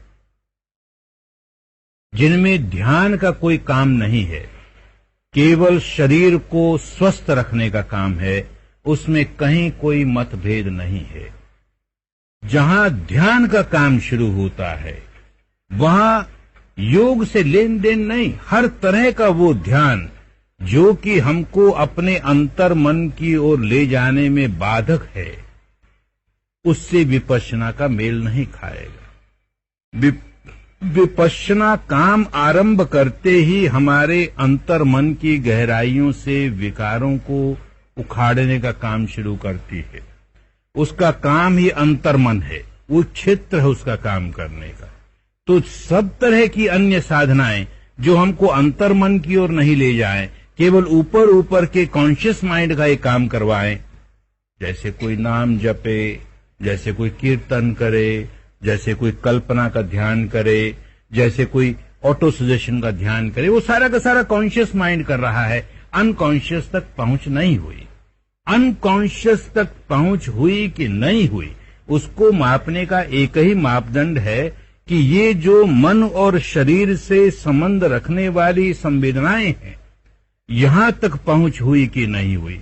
हमारा जो अनकॉन्शियस माइंड है, वो 24 घंटे हमारे शरीर की संवेदनाओं के साथ जुड़ा रहता है। अगर इन संवेदनाओं के क्षेत्र में हमने अपने मन को सुधारने का काम किया, तो हमने अनकॉन्शियस माइंड को सुधारने का काम किया, जड़ों को सुधारने का काम किया। और इसको भूल गए तो हमने केवल कॉन्शियस माइंड को सुधारने का काम किया। अब वो चाहे योग के नाम पर करें, चाहे किसी नाम पर करें। और अनकॉन्शियस माइंड को संवेदना के स्तर पर सुधारने का काम कर रहे हैं, तो विपश्यना के नाम पर करें, चाहे किसी के नाम पर करें। इन नामों में क्या पड़ा है? मुख्य बात ये कि हम अनकॉन्शियस माइंड पर काम कर रहे हैं कि केवल कॉन्शियस माइंड पर काम कर रहे हैं। इतनी बात समझ ले तो इस तरह के प्रश्न उठेंगे नहीं। एक प्रश्न है, एक दिन से शिविर का क्या खास महत्व है? इससे किस हद तक लाभ होता है? एक व्यक्ति 10 दिन के शिविर में नहीं आ सका, अथवा एक व्यक्ति के पास एक दिन खाली है, कुछ काम नहीं है, तो बजाय इधर उधर अपने मन को भटकाने के, बजाय अपने आप को ऐसे कैसे क्षेत्र में घुमाते फिराते हुए अपनी हानि कर लेने के लिए क्यों नहीं धर्म के क्षेत्र में लग जाए। तो पुरानी परंपरा, बहुत अच्छी परंपरा थी भारत की, उसे उपोषित कहते थे। हर 8वें दिन सप्ताह में एक बार, पूर्णिमा को, अमावस्या को और दोनों अष्टमी को उपोषित व्रत करेगा हर गृहस्थ। क्या करेगा कि उस एक दिन वो छुट्टी लेकर के किसी ऐसे स्थान पर चला जाएगा जहां 8 शील का पालन करेगा, अपने मन को वश में करने के लिए काम करेगा, गहराइयों में जाके अपनी विकार निकालने का काम करेगा। इस प्रकार वो एक दिन का शिविर लगाएगा। ये पुरानी परंपरा। तो उससे उसकी साधना करने की शक्ति बनी रहेगी। साल में एक ही बार आएगा तो कमजोर पड़ता चला गया, और हर हफ्ते अगर एक बार समय देता है, बड़े कल्याण की बात होती है। अब आज के वातावरण में जहां ये उपोषित का काम करना बंद ही हो गया इस देश से, नाम ही भूल गए लोग, वहां इसको पुनर्स्थापित करने में देर लगे तो कहते हैं एक दिन का शिविर कभी कभी लगा लिया करो भाई, जब समय मिले तब लगा लिया करो, उसका लाभ शुरू हो जाएगा। आगे बढ़कर के गृहस्थ ऐसे पकने लगेंगे कि हर 8वें दिन एक तो उपोषित का व्रत करना ही है, एक दिन तो हमको शिविर लगाना ही है, अपनी साधना करनी ही है, बड़ा बल प्राप्त होगा। यही पस्सिकों का कार्य करते किन बातों को लक्ष्य में रखना जरूरी है? अपना अहंकार न जगने दें, मोटी बात यही। यही पस्सी को करते हुए आओ भाई तू करके देखो, देख मैंने कितना कर लिया, मेरा क्या कहना, कितना बड़ा योगी हो गया मैं कैसा विपस्सी हो गया। तो यही पस्सी को हानिकारक हुआ। यही पस्सी को करने के पहले अपने आप यही पस्सी को करे, अपने आप को देखे मैं सुधरा कि नहीं, मेरे में कुछ सुधार हुआ कि नहीं, तो फिर यही पस्सी को कल्याणकारी होता है, अन्यथा हानिकारक होता है। और एक उसको हल्का नहीं बनाए, हल्का नहीं बनाए इस माने में कि लोगों को ये न लगे कि ये कैसे बचकाने किसी बातें करते हैं, जैसे कोई अपनी बनियान पर लिखे कि विपश्यना करो मुक्त हो जाओगे, एक हाथ में झंडा ले ले विपश्यना करो मुक्त हो जाओगे, एक लाउड स्पीकर ले ले जगह जगह बोलता फिर मुक्त हो जाओगे मुक्त हो जाओगे, हम मुक्ति की दुकान खोले बैठे, आओ आओ आओ, गड़बड़ हो जाएगा। तो समझे, हर आदमी को समझे, इस तरह से काम करना चाहिए जिसमें लोगों को बचकानापन नहीं लगे, गंभीरता लगे कि लोग गंभीर हैं। और सबसे बड़ा यही पस्सी को तो ये होता है कि बोलने की जरूरत नहीं होती, लोग देखते हैं इसमें परिवर्तन आने लगा। देख ये व्यक्ति इतना नशा पता करने वाला, अरे नशे के बाहर आ गया, ये इतना जुआ खेलने वाला, देख जुए के बाहर आ गया, ये इतना व्यभिचारी, देख व्यभिचार के बाहर आ गया, ये इस कदर व्याकुल रहने वाला व्याकुलता के बाहर आ गया, इतना क्रोधी क्रोध के बाहर आ गया। ऐसा लोग देखेंगे तो वही यही पस्सी को काम की, यही पस्सी को। साधक जब शिविर में साधक के रूप में हिस्सा तो ले रहे हैं और उन्हें दिखाई दे कुछ साधक शिविर के नियमों का पालन नहीं करते, तब उन्हें धम्म सेवक को बता देना चाहिए कि उन साधकों को ही समझा देना चाहिए, या क्योंकि उसे सीधी तकलीफ न होने के कारण कुछ भी नहीं करे? कुछ नहीं करे ये गलत बात, साधक को समझाने लगे वो उससे भी ज्यादा गलत बात। उसका धर्म है कि धर्म सेवक को नहीं पता है तो सूचना दे दे कि हमारी डॉर्मेट्री में ऐसा कुछ गड़बड़ हो रहा है, आप जरा इनको समझाएं, ऐसी सूचना दे दे बस। ऐसे कुछ किस्से हुए पिछले दिनों, अभी हमें पता लगा 10 दिन पहले ही कि किसी एक डॉर्मेट्री में बहुत बातें होती रही और जो गंभीर साधक हैं वो साधना नहीं कर पाए और न वो औरों से कहे न खुद करे, तो नुकसान हुआ लोगों का। हमें पता लगा कि उसमें किसी ने वहां कोई सिगरेट भी पी और एक ने नहीं, 2-3 ने पी और दूसरे देखते रह गए, किसी को खबर ही नहीं दी। तो कैसे सुधारेंगे? तो ये इस अति में भी नहीं जाए कि हम तो साधक, हमसे कोई मतलब नहीं, जो होता हो होता हो, और इस स्थिति में भी नहीं जाए कि हम सुधारेंगे इनको। बस सूचना दे दें, मैनेजमेंट को सूचना दे दें कि भाई यहां कुछ गड़बड़ होता है, आप सुधारिए। इतना काम करना चाहिए। क्या विपश्यना सेल्फ हिप्नोसिस नहीं है? अगर विपश्यना सेल्फ हिप्नोसिस हो तो उसे छोड़ देना चाहिए। सेल्फ हिप्नोसिस और विपश्यना दोनों बिल्कुल विपरीत दिशा में जाने वाले हैं। सेल्फ हिप्नोसिस में हम एक तरह का सजेशन देते हैं, मैं सुधर रहा हूं, मैं सुधर रहा हूं, मैं ऐसा हो रहा हूं, मैं ऐसा हो रहा हूं, और उस सेल्फ हिप्नोसिस से अपना जो कॉन्शियस माइंड है वो सुधरने भी लगा। तो हमने अपनी जड़ें नहीं निकाली। विपश्यना यथाभूत जैसा है वैसा है। हम में क्रोध है तो हम ये सजेशन नहीं देंगे मेरा क्रोध दूर हो रहा है, मेरा क्रोध दूर हो रहा है, मुझे मैत्री आ रही, मुझे ना, क्रोध है ऐसा उसे स्वीकार करेंगे और क्रोध के साथ साथ देख ऐसी संवेदना है, उसे हम साक्षी भाव से देखेंगे तो विपश्यना है, नहीं तो विपश्यना नहीं है। दोनों का तालमेल बैठता नहीं। तो जब जब देखो कि हम विपश्यना को भूल गए, किसी हिप्नोटिज्म में लग गए, उसके बाहर निकलना चाहिए, वो हानिकारक है।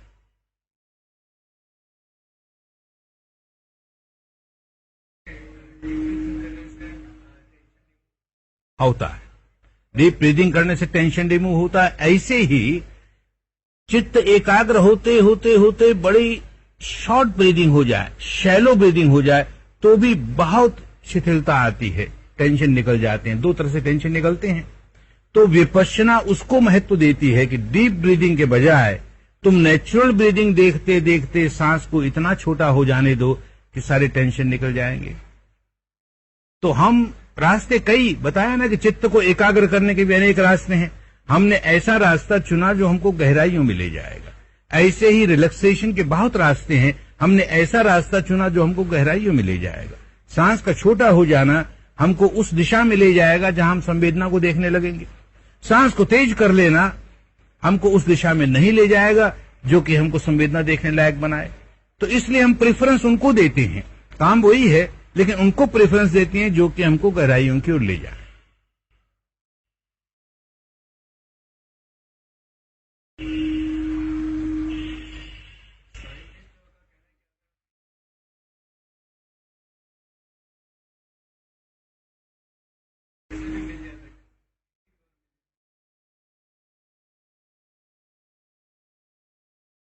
वो जो कहते हैं कि हम सोच करके हल निकाल लेते हैं, फिर कॉन्शियस माइंड का काम हुआ। कॉन्शियस माइंड विचार ही करता है। कॉन्शियस माइंड का मतलब ही इंटेलेक्ट हुआ। हम उसके विरोधी नहीं हैं। अपने जीवन में हमको इंटेलेक्ट का इस्तेमाल करना पड़ता है, लेकिन विपश्यना करते समय हम इंटेलेक्ट के चिंतन द्वारा अपने विकारों को दूर नहीं कर पाएंगे, क्योंकि हम जड़ों तक नहीं जा पाएंगे। इसलिए विचारों में नहीं जाकर के जड़ें कहाँ हैं और क्या काम कर रही हैं, वहां सुधारने का हमने काम शुरू कर दिया तो सारे सॉल्यूशन अपने आप आने लगे।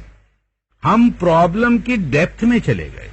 प्रॉब्लम को ऊपरी स्तर पर ही समझ करके उसको सुधार करने का काम नहीं किया, हम डेप्थ में गए। इसलिए दोनों में अंतर है।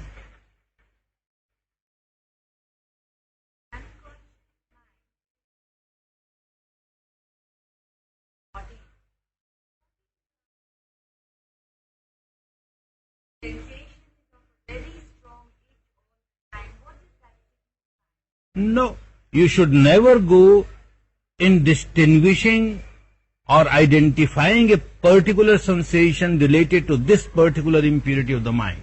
That doesn't help at all. The idea is that your unconscious mind keeps on reacting to body sensations. The job of the unconscious mind is to feel sensation on the body, whatever it is, and to react with aversion if it is unpleasant, to react with craving if it is pleasant. This is the habit pattern of the unconscious mind. And Vipassana trains this unconscious mind to come out of this habit pattern. So if it starts again playing the intellectual game, itching has come, oh, this is related to my that impurity. Oh, heat has come, this is related to that impurity. Again, we are playing intellectual game, it doesn't help. Whether it is pleasant or unpleasant, your unconscious mind is not reacting. That means you are improving your unconscious mind, taking it out of the old habit pattern. That's all. बाह्य दूषित वातावरण को अनुकूल कैसे किया जाए तथा साधना के लिए आत्मबल मनोबल कैसे बढ़ाया जाए? दो तरह के प्रश्न हुए अलग अलग। एक तो बाहर के वातावरण को हम कैसे सुधारें। कभी प्रयत्न नहीं करें कि हम बाहर के वातावरण को सुधारें। हम कौन सुधारने वाले आए? हम अपने भीतर के वातावरण को सुधारें। प्रकृति बाहर के सुधारने का काम अपने आप करेगी। मोमबत्ती हम जलाते हैं तो दिए का प्रकाश अपने आप, मोमबत्ती का प्रकाश आसपास के वातावरण पर पड़ेगा ही, वहां का अंधकार दूर होगा ही। हमें उसके लिए कुछ नहीं करना, हमें तो अपनी मोमबत्ती जला लेनी है, अपना दिया जला लेना है। अपने भीतर प्रकाश आया कि नहीं, बाकी काम कुदरत पर छोड़ देना चाहिए। जहां आदमी ये प्रयत्न करने लगता है कि सारे वातावरण को मैं सुधारूं, वहां फिर अहंकार आने लगेगा और सुधार पाएगा नहीं। अपने आप को सुधार रहा हूं कि नहीं, चाहे जैसा वातावरण हो, मैं अपने आप को नहीं बिगड़ने देता, मैं प्रतिक्रिया नहीं करता, बस सारा काम ठीक हो रहा है। और दूसरा प्रश्न तो उससे कोई लेन देन नहीं कि आत्मबल मनोबल कैसे बढ़े। आत्मबल मनोबल बढ़ाने के लिए ही साधना करते हैं। मन हमारा रोगी है तो बलहीन है, दुर्बल है। मन जैसे जैसे निरोगा होता चला जाएगा, अपने आप बलवान हो जाएगा। तो मन का रोग यही है कि जब देखो तब रिएक्ट करता है। वो राग से द्वेष से, राग से द्वेष से भरा है। वो जितने जितने निकलेंगे उतना उतना रोग दूर होगा, रोग दूर होगा, अपने आप बलवान होगा। तो बलवान तो रोग निकलने पर ही होगा। ये काम इसीलिए कर रहे हैं कि निरोगा हो जाए, बलवान हो जाए। यह शारीरिक स्तर पर कैसे जाने? मानसिक स्तर पर समता, शारीरिक स्तर पर नहीं। शारीरिक स्तर पर तो भिन्न भिन्न प्रकार की संवेदनाएं होती रहेंगी। अब हमारा मानस उसे महसूस कर रहा है कि नहीं, एक बात, और महसूस कर रहा है तो रिएक्ट कर रहा है कि नहीं, दूसरी बात। उससे जानना शुरू कर देंगे कि हमारा क्षमता है कि नहीं है। विपश्यना करते करते कभी कभी आंख से संवेदना को देखते, तब क्या करें? आंख से संवेदना को देखते, क्या देखते? आंख से उसका रूप दिखने लगता होता है किसी किसी को कि अंदर से शरीर का ढांचा दिखने लगता है। विपश्यना भी कर रहे हैं और हड्डियों का ढांचा दिखने लगा, उसको इग्नोर करोगे, वो अपने काम करें। कोई रूप, कोई आकृति, कोई रंग, कोई रोशनी दिखने भी लगे, कोई शब्द सुनने भी लगे, तो उससे लेन देन नहीं है संवेदना क्या हो रही है। क्योंकि हमारे अंतर मन की का स्वभाव जो है वो संवेदना से जुड़ा हुआ। ये रूप, रंग, आकृति, ये तो हमारा कॉन्शियस माइंड इस पर काम करता है।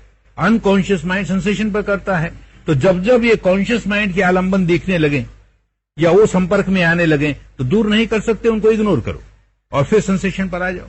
काम सेंसेशन पर ही करना होगा।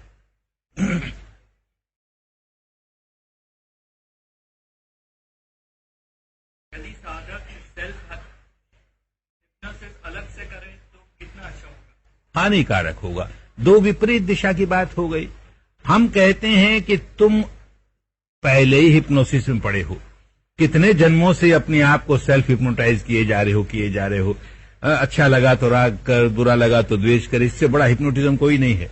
इस बड़े हिप्नोटिज्म पड़े हो। ये हिप्नोटिज्म से दूर होना है और तुम नया हिप्नोटिज्म करने लगे, गुलाम हो जाओगे। नहीं करना चाहिए।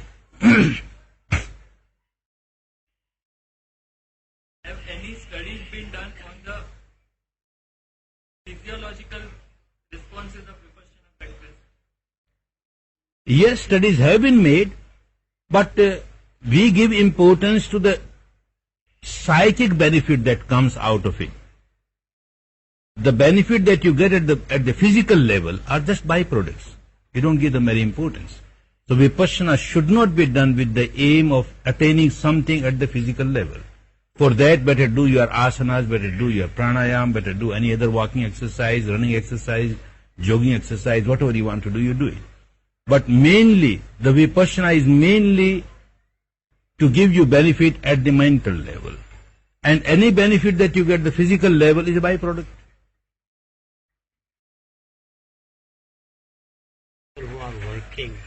but they have got a privilege live once in a year. Whether they should give that time in a seva or they should attend Shivir.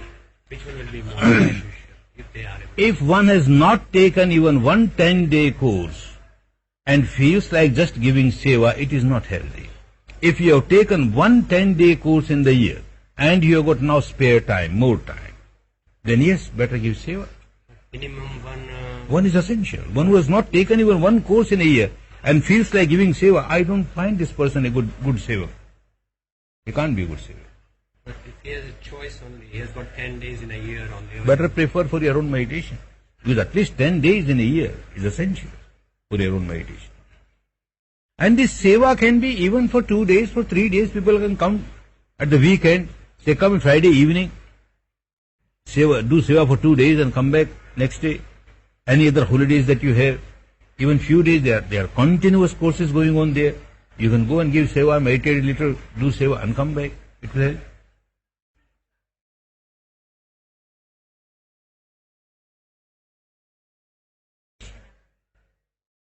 नहीं, वो तो एक नियम बना दिया। आप कैसे, अब आज के जमाने में कहेंगे कि भाई हर संडे को करो। अब दिन का भी कोई महत्व हो न हो, मुख्य बात ये कि लोग एक नियम बना लेंगे कि हमको महीने में 4 दिन तो करना ही है, एक दिन का शिविर, तो वो आदत पड़ जाएगी इस मारे। अब वो उसको कर्मकांड बना लेंगे तो कुछ लाभ नहीं होगा। फिर तो पूर्णिमा है ना आज, तो अमावस्या है ना आज, तो अष्टमी है ना आज, तो ये हमारा कर्मकांड हो गया। यूं नहीं, भले दिन कोई भी फिक्स कर ले, हमको उसकी चिंता नहीं, लेकिन सप्ताह में एक बार तो अध्यात्म में लगे और बाकी 6 दिन 7 दिन दुनियादारी में लगे। दुनियादारी में कई बार ऐसा होता है कि कभी झूठ बोलना पड़ता है। टेलीफोन पे बात कर रहे घर में बैठ के किसी व्यापारी से, उससे अब कुछ बहाना बनाना पड़ता है। जैसे ही टेलीफोन रखा, बच्ची पूछती है घर में, क्योंकि आनापान शिविर किया है उसने, कहती आप झूठ बोले। वो तुम्हारी गुरु हो गई, वो तुम्हारी गुरु है, तुमको याद दिलाती। जवाब क्या दें? हाँ, ये जवाब दो कि हम सचमुच हमने बड़ी गलती की, हमने गलती की एक हो उसको। अब बच्ची को, यही तो हमारे यहाँ सबसे बड़ी कठिनाई हुई कि बाप अपने बच्चों को, माँ अपने बच्चों को कहती है झूठ मत बोला कर, सच बोला कर, झूठ मत बोला कर, और बच्चे देखते हैं कि ये माँ और ये बाप सुबह से झूठ बोलने लगते हैं, रात तक झूठ ही झूठ बोलते हैं। तो उनके बात समझ में आ जाती है कि ये धर्म की तो बोलने की बातें हैं, करने की नहीं। तो उनको करना सिखाना है ना। तो पहले तो एक आदत पड़ गई, हम भी तो व्यापारी रहे हैं इसलिए जानते हैं कि बहुत बार तो बिना कारण के झूठ बोलेंगे, उससे कोई लाभ नहीं अपना, तो भी झूठ बोल जाएंगे। क्या लाभ भाई, क्यों बोला? हम कई बार कहते हैं किसी को, ये तुमने क्या कहा, इससे तुम्हें क्या लाभ हुआ? फिर सोचेगा हाँ कुछ लाभ तो नहीं हुआ। क्यों कहा? आदत पड़ गई, झूठ बोलने की आदत पड़ गई। तो उस आदत के बाहर निकलना चाहिए ना। तो अपने को जितना संयमित करोगे उतना ही जीवन सुखी होगा, बच्चों को भी अच्छा आदर्श दे सकोगे। कई बार ऐसा होता है कि कोई कारण नहीं होता है, कारण यही होता है कि आप टालने के लिए करना पड़ता है। तो कोई सोचना चाहिए कि सचमुच ये बात टलेगी क्या, माने उस वक्त, फिर वो तो बाद में जस्टिफाई करते हो ना। हम ये कहते हैं कि दिन भर देखो ना, दिन भर देखो कि नोट, एक डायरी बना लो कि आज दिन भर हमने इस समय झूठ कहा, इनमें से कौन कौन से झूठ से मैं बच सकता था। तो देखोगे 90% पाओगे कि हम बच सकते थे। अब आदत ही नहीं वो देखने की, अपने आप को जांचने की, तब जस्टिफाई करने की आदत पड़ जाएगी। तो निकलने के लिए हम नहीं कहते कि कल से ही ये नियम ले लो कि हम झूठ नहीं बोलेंगे, क्योंकि चलेगा नहीं। तो बेकार ऐसा नियम क्यों लो? तो इसलिए ये तो कम से कम करो कि निकम्मी झूठ तो नहीं बोलेंगे, चलो ठीक है, जिसमें हमारा कोई स्वार्थ नहीं, किसी का कोई स्वार्थ नहीं, कम से कम ऐसे झूठ से तो बचेंगे। तो वो तब होगा जबकि एक डायरी जैसी या एक नोट जैसा रखोगे कि इस समय ये झूठ कहा, इस समय ये झूठ कहा, इस समय झूठ कहा, अच्छा इससे निकल सकते थे, इससे बच सकते थे, अपने आप कम होता चला जाए।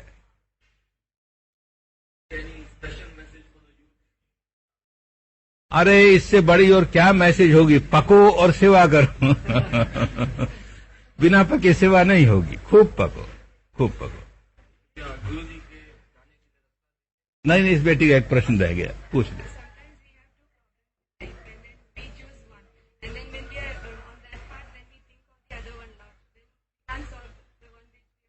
That is why we say that if you don't go to the depth of the problem, you will always remain confused. any decision that you make, there will be a doubt in the mind whether the decision was right or wrong. So every time you make a decision, better observe your sensation, make your mind calm and equanimous. Then whatever decision you make, you will find is much better than your decision merely at the intellectual level. Take the decision at the deeper level of the mind, and you will find you will making less mistakes. And sometimes we take one path in life that I want to become this or like go up.